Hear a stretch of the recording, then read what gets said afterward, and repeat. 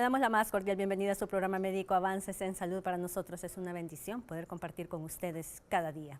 Hoy hablaremos acerca de las enfermedades de la próstata, un tema que realmente le interesa mucho a los caballeros que nos están sintonizando, ya que cada día crece la incidencia no solamente de la hipertrofia prostática benigna, que es el tema más común del cual todos los caballeros espero que se estén chequeando, pero también hay otras enfermedades de la próstata que vale la pena mencionar el día de hoy. Para hablar de este tema nos acompaña, como siempre, un distinguido médico urólogo, una eminencia en este tema realmente, el doctor Carlos Fajardo. Él labora en el Honduras Medical Center, pero también en el Instituto Hondureño de Seguridad Social. Bienvenido, doctor. Gracias por estar nuevamente en Avances en Salud. Gracias, Ileana, muy amable. Definitivamente para mí un placer siempre visitar su programa y estar siempre en contacto con esos televidentes que se mantienen siempre pendientes de sus temas. Doctor, cuéntenos un poco con respecto a este tema. ¿Cómo está la incidencia que mencionaba al inicio del programa usted como especialista en este campo, que sabemos que día a día lo visitan pacientes de todas las edades? Bien, nosotros podemos dividir los problemas prostáticos en dos grandes grupos, ¿no? El grupo de las enfermedades benignas de la próstata y el grupo de las enfermedades malignas de la próstata. Las enfermedades benignas, pues básicamente podemos hablar de dos muy importantes, que son la famosa hiperplasia prostática benigna, que es la enfermedad que eventualmente todos los masculinos tendremos que soportar porque está relacionado con la edad y únicamente el antecedente genético. Y luego está una enfermedad que es la enfermedad prostática de las pacientes jóvenes, que es la famosa inflamación prostática, que se llama prostatitis. Esta prostatitis la podemos dividir en varios grupos, está la crónica y la aguda, y la crónica puede ser abacteriana o bacteriana, y la aguda puede ser bacteriana o abacteriana, y hay un término que se acuñó hace mucho tiempo, que actualmente ya no se utiliza, que se llama la famosa prostatodinia, que habla de una sintomatología molesta en los pacientes sin ningún examen patológico, o sea, todos los exámenes salían normales. Doctor, hablemos poco a poco en cada segmento de Avances en Salud de todos estos temas que son básicos y elementales para toda la población. Háblanos un poco acerca de la hipertrofia prostática benigna, ya sé que sabemos que es uno de los motivos de consulta más frecuentes que existen hoy en día en el área de urología. Sí, mire, el crecimiento prostático benigno, hiperplasia prostática benigna, que es la enfermedad más común por la cual nos visitan los pacientes, es una enfermedad que está muy relacionada a dos cosas importantes. Uno, el antecedente genético del paciente, y dos, a la edad del mismo. Nosotros asumimos que después de los 70 años de edad, casi el 100% de nuestros pacientes van a padecer de algún síntoma relacionado con este crecimiento prostático. Vamos a ver, nosotros podemos dividir los síntomas del crecimiento prostático en dos grandes grupos. Uno, los grupos estrictamente obstructivos o los síntomas estrictamente obstructivos, que hablan de un efecto estrictamente mecánico, en el cual la próstata disminuye el diámetro de la uretra y provoca disminución del chorro de la micción y un chorro más delgado. Pero también hay alteraciones de la contractibilidad de la vejiga que se llaman síntomas irritativos, y estos están en relación al aumento de la frecuencia miccional, la urgencia miccional y el goteo terminal. Juntos esos dos síntomas se conocen como el síndrome del prostatismo o crecimiento prostático benigno. ¿Desde qué edad ha visto el paciente más joven con un problema de estos? Bien, fíjese que eso está muy relacionado también, aparte del género, de la edad, con la raza. Nosotros entendemos que los pacientes asiáticos son los que menos prevalencia de crecimiento prostático tienen, al igual que con todas las enfermedades prostáticas. Los caucásicos tienen una prevalencia moderada, los afrodescendientes tienen una prevalencia más alta. Por lo tanto, nosotros que somos mestizos debemos comenzar a los 40 años de edad a hacer nuestra evaluación, porque asumimos que después de los 40 años de edad pueden existir apariciones de crecimientos prostáticos y síntomas relacionados con el crecimiento prostático benigno. ¿Todo paciente de tercera edad podría tener una hipertrofia o tiene que tener una hipertrofia prostática? Mire, todos los pacientes después de los 50 años de edad empiezan a sentir síntomas. Las estadísticas son bien fáciles de aprender. Después de los 50 años, el 50% de los pacientes pueden tener síntomas relacionados con el crecimiento prostático. Después de los 60, el 60% de los pacientes pueden tener síntomas relacionados con el crecimiento prostático, y después de los 70 casi todos. Entonces, después de los 50 años de edad, el paciente va a empezar a sentir una disminución tanto de la fuerza como del calibre del chorro miccional. Sin embargo, esto no ocurre de la noche a la mañana, Ileana, no es un evento agudo, sino más bien crónico y paulatino, de tal manera que el paciente puede llegar a creer que orina bien, aún no siendo así. la situación. El paciente se puede acostumbrar a orinar mal, se puede acostumbrar a orinar delgado, a orinar menos fuerte, y solamente cuando le hacemos nosotros una comparación y que haga una referencia en relación a sus tiempos de juventud, el paciente es que se percata realmente que hay una alteración importante de tanto del grosor como de la fuerza del calibre del chorro miccional. ¿Afecta la micción nocturna? Claro, uno de los síntomas irritativos como los que mencionaban es la famosa nicturia. De hecho, la nicturia o la micción en la noche o la micción nocturna es uno de los signos y síntomas más patognomónicos del crecimiento prostático. El paciente refiere que hay un aumento de la frecuencia en las cuales se levanta en la noche a orinar. Nosotros podemos entender de que existe un hábito miccional muy particular y personal. Si un paciente me dice, doctor, yo me he levantado toda la vida una vez en la noche a orinar, pues realmente eso no es un problema, pero si de repente esa frecuencia aumenta 2, 4, 5, hasta 6 veces en la noche, pues evidentemente hay una alteración de ese hábito miccional y eso ya es un problema patológico, ya es un síntoma que nos hace pensar en un crecimiento prostático. Tal es así que el paciente se levanta prácticamente desvelado, de tantas veces que fue al baño. ¿Existen enfermedades relacionadas con la hipertrofia prostática? Bien, fíjese usted que la enfermedad más relacionada con el crecimiento prostático benigno, la famosa hiperplasia prostática benigna, es el proceso inflamatorio. Todos los pacientes que tienen un crecimiento prostático casi de manera permanente vamos a encontrar nosotros procesos inflamatorios sobreagregados. Ojo, el crecimiento prostático y la inflamación prostática son dos cosas diferentes. Ileana, la gente suele confundirlo. El crecimiento habla de la replicación celular, o sea, la próstata crece, se engorda, para que los pacientes nos entiendan. Y en un proceso inflamatorio o la prostatitis lo que ocurre es la presencia de células inflamatorias y líquido de reacción a la par de estas células. O sea, las células no se multiplican. En el crecimiento prostático sí lo hace. Son dos cosas diferentes. Ahora, generalmente van de la mano. Un paciente que tiene un crecimiento prostático benigno, que hay una replicación celular, una multiplicación celular prostática, generalmente va asociado a un proceso inflamatorio casi de manera total, casi de manera permanente. Nos tenemos que ir a una breve pausa comercial y enseguida regresamos con más en Avances en Salud, hablando acerca de este importante tema.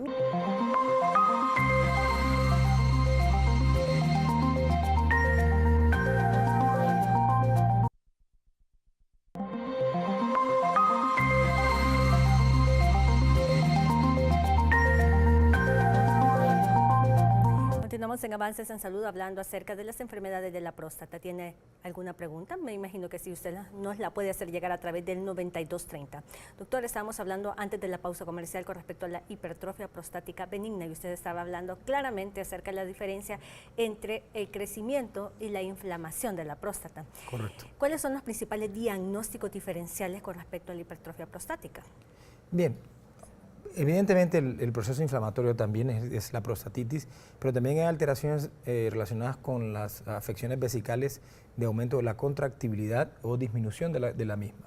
Se llaman vejigas neurógenas de tipo hiperrefléxica o hiporrefléxica que pueden dar síntomas muy parecidos a los de un crecimiento prostático. Por ejemplo, un paciente que tenga una vejiga hiporrefléxica, esa vejiga perezosa, que no se contrae, hace retenciones de orina que pueden simular una retención de orina asociada con un crecimiento prostático o un prostatismo descompensado. Y los pacientes que tienen aumento de la contractibilidad de la vejiga van más veces al baño, tienen que salir corriendo al baño y en algún momento la orina les gana. Entonces, esos pacientes también pueden confundirse con hiperplasia prostática, con crecimiento prostático benigno. Los diagnósticos diferenciales básicamente se hacen en relación un poco a la clínica, al tacto rectal y a los estudios de extensión como el ultrasonido y el antígeno prostático específico que nos ayuda mucho a determinar realmente cuál es el diagnóstico del paciente. Varios pacientes comentan, bueno, al inicio yo tenía los mismos síntomas de un agrandamiento de la próstata, de inflamación, pero con el pasar de los años mi antígeno se elevó y ahora presento cáncer. Entonces lo comienzan a asociar con la hipertrofia prostática. Acláranos esto, doctor. Muy bien, una muy buena pregunta, Ileana, porque yo siempre le digo en todas las charlas que doy y todas las veces que he venido con usted acá, el cáncer de próstata no da ninguna sintomatología urinaria per se.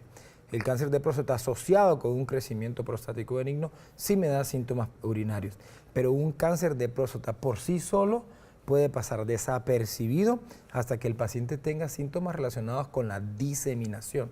del cáncer. Por eso es importante que los pacientes después de los 40 años de edad, tengan o no tengan síntomas, todos los años vayan y se hagan su evaluación urológica. Ya lo he dicho varias veces. 4 cosas son importantes: lo que el paciente nos refiere, el examen físico que consta de un tacto rectal, el ultrasonido y el antígeno prostático específico. Con eso yo puedo decirle a mi paciente si hay o no hay sospecha de cáncer, si hay o no hay un crecimiento prostático, si hay o no hay proceso inflamatorio de la próstata. Es realmente sencillo. Y no hay definitivamente relación entre la hipertrofia prostática y el cáncer. No hay. Fíjese que no se ha encontrado todavía, ningún estudio ha demostrado que exista una relación directa entre la presencia de hiperplasia prostática benigna y la relación con un desarrollo de un cáncer posterior. Hay algunas situaciones relacionadas como alteraciones histológicas como las neoplasias intraepiteliales grado 3 que pueden tener una relación con cáncer de próstata. En estos pacientes que se hace biopsia y encontramos este tipo de problemas que se llama neoplasia intraepitelial grado 3, tenemos que tenerlo en vigilancia porque asumimos que el 27% de estos pacientes pueden desarrollar un cáncer en el futuro, pero la hiperplasia prostática benigna, el crecimiento prostático benigno, no está relacionado con cáncer de próstata. Doctor, ¿podría ser un factor de riesgo el aumento de peso o aumento del diámetro de la circunferencia abdominal en el caballero, así como también una mala alimentación? Algunas personas lo refieren, que dicen de que consumieron ciertos alimentos y tienen algunas molestias o que perciben de que aumenta los síntomas relacionados con el agrandamiento de la próstata. Bien, existe una teoría que habla de los receptores de estrógeno en los pacientes prostáticos y que esos receptores o resistencia a los receptores de andrógenos puede estar en relación a una de las teorías más aceptadas del por qué se produce este crecimiento prostático después de los 50 años de edad. Recordándole a todos los pacientes, a todas las personas que nos escuchan, que la próstata crece a un ritmo más acelerado en la pubertad. Después de los 30 años de edad tiende a disminuir el crecimiento prostático y después de los 50 hay un nuevo recrecimiento de esta próstata con una nueva pubertad después de los 50 años de edad y todavía nosotros no tenemos bien definido cuál es la causa. Algunos hablan de un aumento de la sensibilidad de la testosterona por parte de las células prostáticas y otros hablan de alteraciones relacionadas con los receptores de andrógeno o de la estimulación estrogénica en las células prostáticas. Por lo tanto, los pacientes gorditos que transforman la testosterona en estradiol pueden estar más expuestos a crecimientos prostáticos asociados con esta particularidad hormonal. Sin embargo, no hay ningún estudio que pueda definir eso. Por lo tanto, la obesidad no es parte de los factores de riesgo para tener un crecimiento prostático benigno.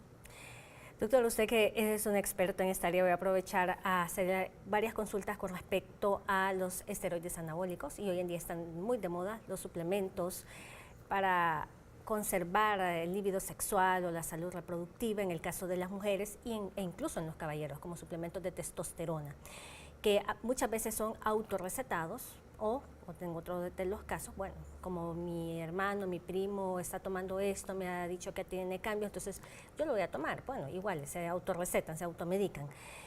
Doctor, ¿usted qué opina acerca de esto? Bien, miren, actualmente está de moda el famoso ejercicio, el famoso estilo de vida fit, ¿verdad? Por lo tanto, muchos han optado por este estilo de vida y creen que parte importante para mejorar es tomar anabólicos, entre ellos está la nandrolona, la testosterona en sus diferentes presentaciones y les parece fácil tomarlo. Sin embargo, no sabemos el efecto que este puede tener a la hora de presentar una patología prostática. Evidentemente, en los pacientes mayores de 40 años de edad debería tomarse este tipo de anabólicos. Bueno, en lo personal nosotros no recomendamos el uso de estos medicamentos para hacer ejercicio, pero tenemos que recordar que la testosterona es un inductor del crecimiento de un cáncer de próstata, por ejemplo, y es un inductor de la replicación celular de la glándula prostática, que significa que puede diseminar un cáncer y también puede hacer que la próstata crezca. Entonces, si nosotros hemos decidido como estilo de vida dedicarnos al ejercicio y creemos que la testosterona, la nandrolona pueden ser un anabólico que nos pueden ayudar para este fisiculturismo, yo le recomendaría que visitara a su urólogo. Sin embargo, de manera muy personal, yo le recomendaría a todos los pacientes que hicieran ejercicios, que tuvieran una buena dieta y que no tomaran ningún tipo de suplemento de este tipo. ¿Es un mito o una realidad que estos esteroides o la testosterona como un suplemento que está muy de moda, autorrecetado, mejora la potencia sexual? Bien, evidentemente nosotros entendemos que la libido o el deseo sexual está dado por las concentraciones séricas de testosterona, sin duda alguna. Sin embargo, si yo tengo concentraciones normales de testosterona, el hecho de que yo aumente las concentraciones por arriba de lo normal no va a generar un mayor deseo sexual ni tampoco una mayor firmeza en la erección. Si bien es cierto, los pacientes que son hipogonádicos, que la testosterona está baja, el primer síntoma es la ausencia o la disminución del deseo sexual o de la libido. En los pacientes que tienen concentraciones normales, la libido permanece muy parecida. Si yo me inyecto testosterona, puede ser que mejore un poco, puede ser que yo perciba un poco más de libido, pero la firmeza de la erección no se va a ver modificada. ¿Cuáles son los síntomas de un déficit de testosterona en el caballero? Bien, perfecto.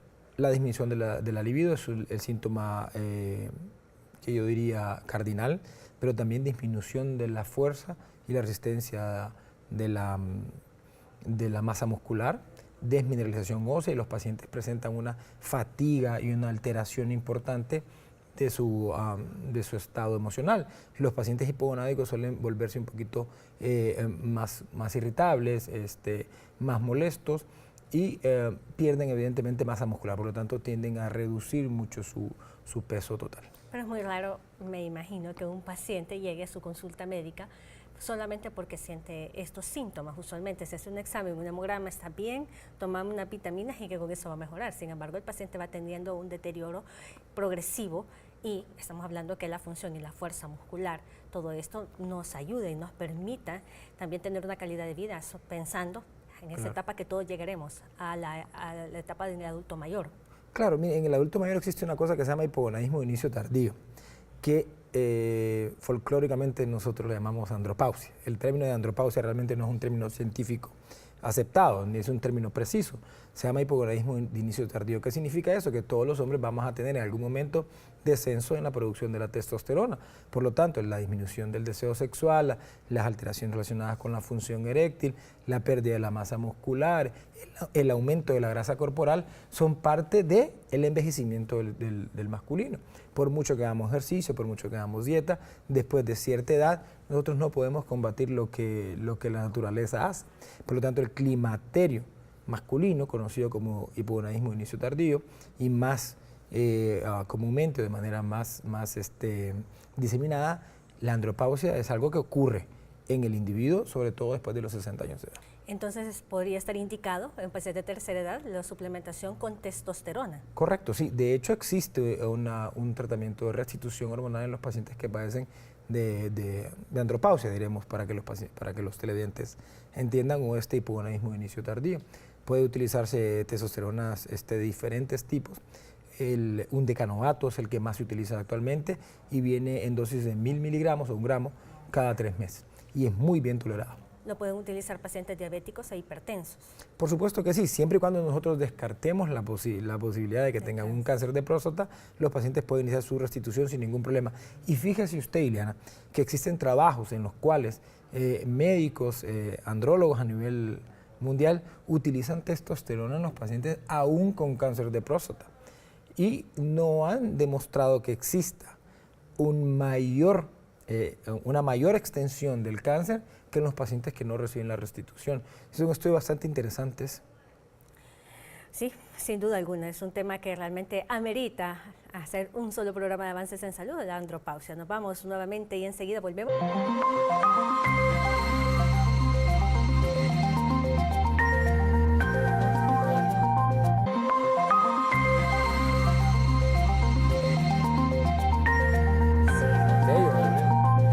Seguimos en Avances en Salud. Estamos hablando con el doctor acerca de los estilos de vida que hoy en día se están adaptando constantemente porque tienen relación. Sí, los caballeros preguntan muchas cosas relacionadas. El doctor ya nos aclaró los principales mitos respecto a esto. Ahora vamos a continuar con el tema, hablando ya de la hipertrofia prostática. Doctor, sus recomendaciones con respecto a este tema, porque vamos a pasar a los demás que usted ya nos había comentado, que son enfermedades también de la próstata. Correcto, bien. La hiperplasia prostática benigna es una enfermedad bastante común en los masculinos.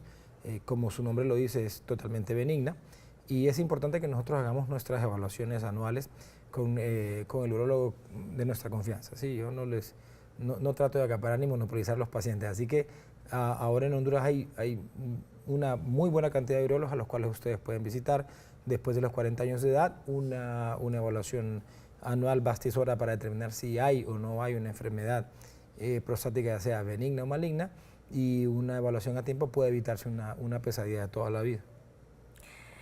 Con respecto a las demás enfermedades, doctor, de la próstata, que está relacionada a la prostatitis, que sí, usted nos comentaba al inicio del programa. Sí, la hiperplasia prostática benigna, Liliana, es la enfermedad de los señores, la prostatitis es la enfermedad de los muchachos. Es una enfermedad que es bastante común en la juventud y está relacionado a múltiples causas que todavía no se han podido definir. Pero la causa más aceptada es un reflujo de orina desde la uretra hacia la próstata. Este reflujo uretroprostático produce un proceso inflamatorio que puede o no acompañarse de una infección bacteriana. Y este proceso inflamatorio puede ser agudo si dura menos de 6 meses o crónico si dura más de 6 meses. Si es agudo, podemos darle un tratamiento a tiempo y curarlo. Si es crónico, el paciente debe entender que la enfermedad es incurable, sin embargo es totalmente benigna. Los síntomas asociados con la prostatitis pueden ir desde una sensación de ardor para orinar hasta un dolor testicular o un dolor por debajo de los testículos, un área que se llama periné, y generalmente hay un síntoma que nos hace pensar casi de manera inmediata en el diagnóstico, que es el ardor para eyacular. Cuando un paciente llega con nosotros y nos dice que tiene mucho ardor después del coito o después de eyacular, nosotros podemos asumir casi de manera inequívoca que el paciente está cursando con un proceso inflamatorio de la próstata. ¿Cómo se puede identificar o hacer un diagnóstico diferencial con otras enfermedades de transmisión sexual e incluso con una uretritis? Perfecto, una muy buena pregunta. La uretritis está relacionada con una descarga uretral y en la prostatitis no existe esto. O sea, no hay una secreción a través de la uretra. Sin embargo, los pacientes siempre nos preguntan si la prostatitis es una enfermedad de transmisión sexual. La respuesta debe ser absolutamente no. Los síntomas asociados con la prostatitis pueden ser tan variados que pueden inclusive simular un crecimiento prostático. A veces cuando el proceso inflamatorio es tan severo, puede disminuir el calibre de la uretra y provocar alteraciones del chorro de la micción y esto confundir con un crecimiento prostático. Sin embargo, si el paciente es joven y el tracto rectal es normal y el volumen prostático está entre los niveles normales, entonces nosotros podemos asumir que el paciente cursa con un proceso inflamatorio. Uno de los exámenes que más hacemos nosotros es el famoso espermocultivo o el cultivo de líquido seminal. Nos dice si hay un proceso infeccioso. Si sale positivo, casi que hacemos un diagnóstico tácito y podemos darle un manejo al paciente un poquito mejor. El manejo de los pacientes con prostatitis es un poquito más complejo de lo que parece. Solemos dar un tratamiento de ataque o de inicio que dura más o menos un mes y damos un analgésico antiinflamatorio, podemos dar un antibiótico por cierto tiempo y damos generalmente fitoterapia. La fitoterapia más utilizada en el gremio médico es la raíz de una planta que se llama sopalmeto y el término médico de esta planta es Serenoa repens. ¿Podría tener un paciente prostatitis y uretritis? Correcto, el paciente puede cursar con una prostatitis crónica y aún así tener una enfermedad de transmisión sexual, eso sí es muy cierto. Si el paciente llega con nosotros con alteraciones para orinar, tipo ardor, y hay una descarga uretral, o sea que el paciente nos dice, doctor, yo estoy produciendo una secreción a través de la uretra y esta puede ser purulenta, cuando es una uretritis gonocócica, o no purulenta y más bien translúcida y transparente, cuando es una uretritis no gonocócica, ya sea por clamidia, que es más común, o por una bacteria que se llama Ureoplasma ureolyticum, que también nos puede dar una uretritis de ese tipo. Hay algunas uretritis bacterianas que son menos comunes, pero que aún así pueden dar también sintomatología. Y generalmente el síntoma que acompaña la uretritis es la descarga uretral, la presencia de una secreción a través de la uretra. ¿Podría tener alguna relación con una disfunción sexual masculina? La prostatitis está relacionada con la eyaculación precoz. Si nosotros leemos parte de los causales de eyaculación precoz, vamos a encontrar en casi todos los textos y estudios realizados que la prostatitis tiene una relación, ya sea directa o indirecta, con la presencia de eyaculación precoz o con la prevalencia de eyaculación precoz. ¿Qué significa esto? Que en las poblaciones de masculinos que padecen de prostatitis, la eyaculación precoz es un poco más frecuente que en el resto de los individuos. Por lo tanto, si yo tengo un paciente con prostatitis y eyaculación precoz, no solamente trataré la eyaculación precoz, también debo manejar la prostatitis. Bueno, doctor, eso realmente es muy importante porque tantos pacientes que están en este momento preguntándose con respecto a la eyaculación precoz y que realmente no saben cuál es la causa y solamente lo quieren corregir con una pastilla, pero no corrigen el problema de raíz. Entonces el paciente vuelve a lo mismo y el problema se vuelve crónico. ¿Qué pasa con un paciente, doctor, que tiene prostatitis y no se trata? Lo deja pasar, no tiene temor, no sabe dónde ir, no se orienta con respecto a lo que está pasando, va a la farmacia, pide una receta o que le receten algo. Bien, la complicación más grave de una prostatitis es el absceso prostático, que es la acumulación de pus dentro de la próstata asociado con un crecimiento bacteriano importante que genera una secreción de índole purulenta. Sin embargo, eso es extremadamente raro. Lo que más comúnmente pasa en los pacientes es que dejan pasar tanto la enfermedad que la enfermedad se cronifica. ¿Qué significa eso? Que pasaron 6 meses y el paciente no mejoró porque no recibió tratamiento y después de los 6 meses, como ya lo había dicho antes, pasa a ser manejado como una prostatitis crónica o a ser denominado ya como una prostatitis crónica y este diagnóstico en los pacientes deberán de aceptarlo como una enfermedad que no se puede curar. Sin embargo, es enteramente benigna. No provoca ninguna alteración funcional, no provoca ninguna malignización de la próstata, pero es incurable. ¿Qué significa? Yo podré dar un tratamiento, mejorar en un tiempo, pero eventualmente los síntomas en estos pacientes van a volver a aparecer. Podría ser recidivante entonces. Correcto, la prostatitis crónica es el típico paciente que mejora un poco, pasa un tiempo sin los síntomas y vuelven a aparecer los síntomas. Entonces, este paciente es el paciente que visita todos los urólogos de la ciudad donde vive. Entonces, de repente llega con uno que se atreve a decirle lo que le diré el día de hoy yo. La prostatitis crónica es incurable, no importa qué medicamento él tome. Eventualmente, ya sean semanas, meses o años, los síntomas van a volver a aparecer. ¿Cuánto tiempo después de que un paciente presenta prostatitis y no se trata, usted creo que nos comentó, entonces se podría considerar que es una prostatitis crónica? Sí, son 6 meses, el punto de corte es 6 meses. Si es menos de 6 meses, consideramos que es aguda y el paciente todavía tiene posibilidades de curarse de la prostatitis. Si es después de 6 meses, el tratamiento es incurable. Ahora, yo quiero dejar claro que la prostatitis es una enfermedad estrictamente benigna. Es sumamente molesta, pero es totalmente benigna. Los síntomas que más molestan son ardor para orinar, dolores testiculares, dolor en el perineo, dolor suprapúbico y el ardor después de eyacular. Ahora bien, ¿qué es lo que pasa con un paciente que tiene una prostatitis crónica desde la juventud y posteriormente tiene una hipertrofia prostática benigna? Después de la pausa se lo diremos, no nos cambie.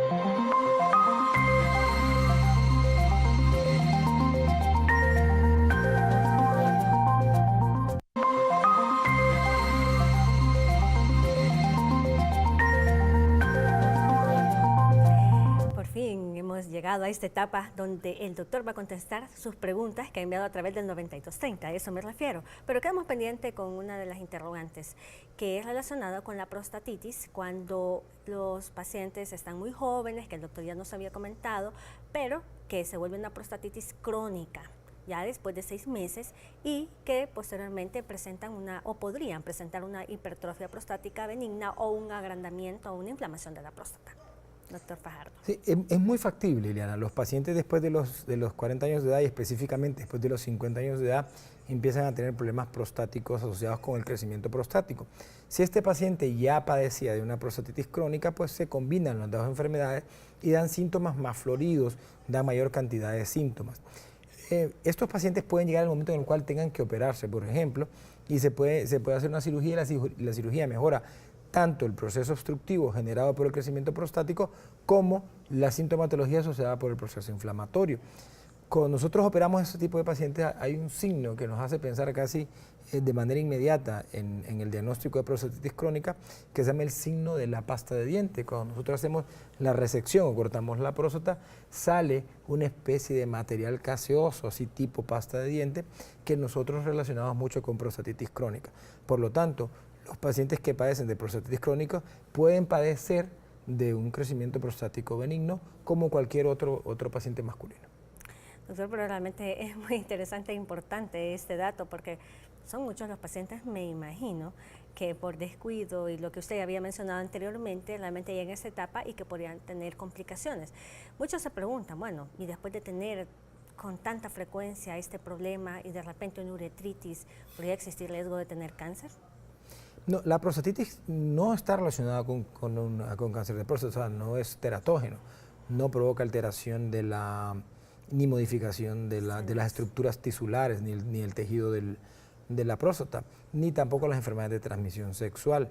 Realmente las únicas complicaciones asociadas, los únicos factores de riesgo asociados para cáncer de próstata son el antecedente familiar en primer grado de consanguinidad, que aumentó la probabilidad entre 7 a 11 veces más de padecer de cáncer de próstata, la raza, ya lo había dicho yo, que está más relacionado en los afrodescendientes, y evidentemente la edad.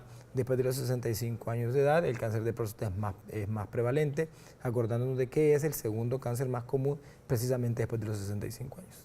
Una nueva pausa comercial nos espera. Quédese con nosotros.